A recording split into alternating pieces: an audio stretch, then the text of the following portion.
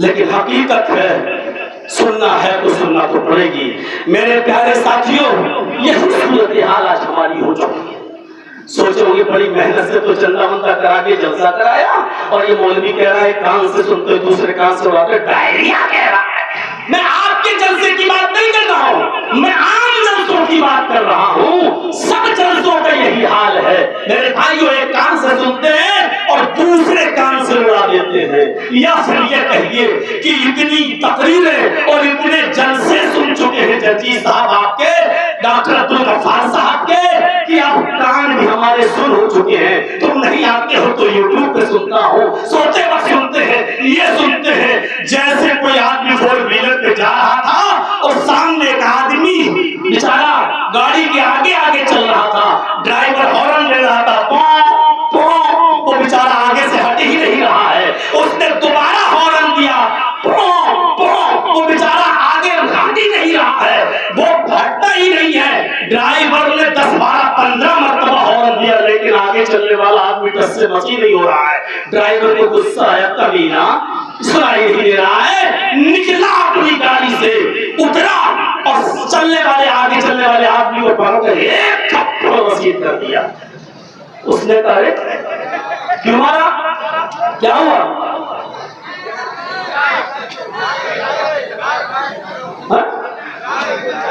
ارے اس کو مت کچھ کہیے گا، اس کو کچھ بھی کہہ دیا تو چوکا گھاٹ میں اسی طرح ہو گئے جیسے ہم تھے۔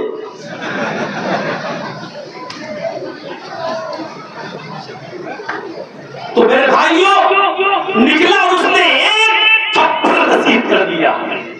اس نے کہا بھیا مجھے کیوں مارا؟ تو میں کب سے ہارن دے رہا ہوں، پاؤں پاؤں کر رہا ہوں، اور تو ہٹتا ہی نہیں ہے سامنے سے۔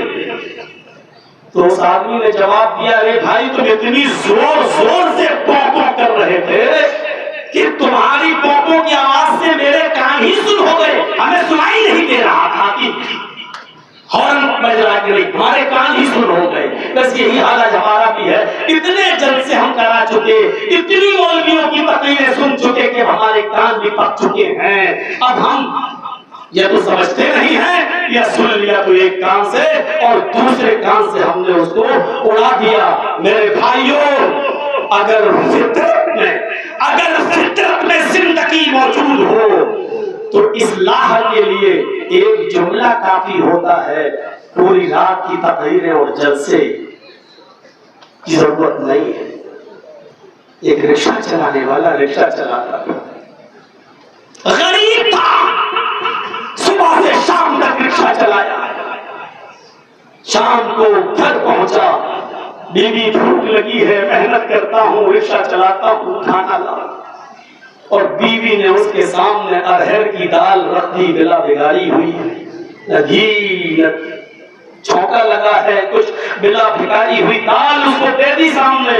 اس کو غصہ آیا اور لگا ٹنٹرانے اپنی بیوی کے اوپر، میں دن بھر محنت کرتا ہوں، مزدوری کرتا ہوں، رکشہ چلاتا ہوں، پسینہ بہاتا ہوں، اور کھانے کے لیے مجھے تو نہیں ارہر کی دال کھلا رہی ہے، وہ بھی بغیر چھونکے کی، بغیر فرائی کیے ہوئے، بغیر بنا بھگاری ہوئی دال تو مجھے دے رہی ہو، نہیں کھاؤں گا، جاؤ یہاں سے، دال کھانے کے لیے میں پیدا ہوا۔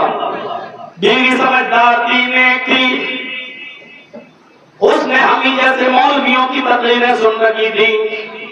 اس نے کہا میرے پیارے شوہر، غصہ ہونے کی ضرورت نہیں ہے، اللہ کا رزق ہے، اس کو دھتکارنے کی ضرورت نہیں ہے۔ اس اللہ کا شکر ادا کرو جو تمہیں کھانے کے لیے دال بھی مل رہی ہے اور روزانہ تمہیں وقت پر مل جاتی ہے، کسی دن ناگا نہیں ہوتا۔ کیا تم نے جناب محمد رسول اللہ کی زندگی کے حالات نہیں سنے؟ ان کی بیوی حضرت عائشہ فرماتی ہے، بخاری کی روایت ہے کہ میرا نکاح جب نبی اکرم سے ہوا اور جب رخصتی ہوئی تو میری عمر تھی 9 سال، اور جب میں 18 سال کی ہوئی تو میرے شوہر کا انتقال ہو گیا۔ 9 سال سے لے کر 18 سال تک محمد رسول اللہ کے ساتھ رہی، یعنی 9 سے لے کر 18 تک 9-10 سال میں جناب محمد رسول اللہ کے ساتھ رہی. لیکن نبی اکرم حضرت عائشہ فرماتی ہیں معاش رسول اللہ صلی اللہ علیہ وسلم طعاما قط، کہ میں نے اس 9-10 سال کی زندگی میں اپنے شوہر کی میں نے دیکھا کہ محمد رسول اللہ نے میرے شوہر نے کبھی پیٹ بھر کر کھانا نہیں کھایا. بخاری کی روایت معاش رسول اللہ صلی اللہ علیہ وسلم طعاما قط، میں نے اپنی پوری زندگی میں جب تک نبی کے ساتھ رہی میں نے اپنے شوہر کو پیٹ بھر کے کھانا نہیں کھایا. ارے 2-2 اور 3-3 مہینے تک نبی اکرم کے گھر میں چولہا نہیں جلا کرتا تھا. اللہ کا شکر ادا کرو تمہیں تو ارہر کی دال بھی مل جاتی ہے، وہ بھی وقت پر.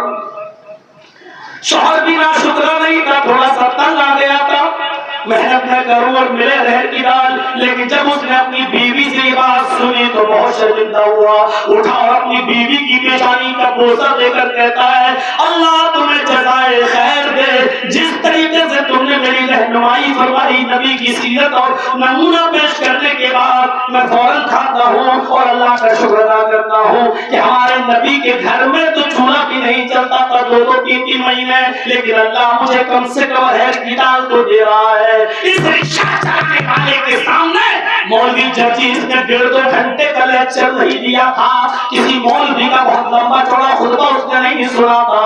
اس نے اپنی بیوی سے بس ایک جملہ سنا اور اسی وقت وہ شرمندہ ہو گیا اور نادم ہو گیا. یہی سب سے بڑی انسانیت ہے. گناہ تو ہوگا انسان سے، اور جو گناہ نہ کرے پھر وہ انسان کہاں رہ گیا. میرے بھائیوں گناہ نہ کرنے والی مخلوق تو فرشتے ہیں، فرشتوں کو اللہ نے گناہ کرنے کی صلاحیت دی ہی نہیں ہے. لیکن انسان ہو تو غلطی تو ہوگی. آئیں گے واقعات، ابھی چلوں گا اس طرف میں میرے بھائیوں. لیکن انسان ہو تو خطائیں اور غلطی تو ہوں گی. لیکن میرے بھائیوں ذرا غور کرو، میں کہنا کیا چاہ رہا تھا کہ اس کے سامنے صرف ایک نصیحت کی گئی اور اس کے اندر سدھار پیدا ہو گیا.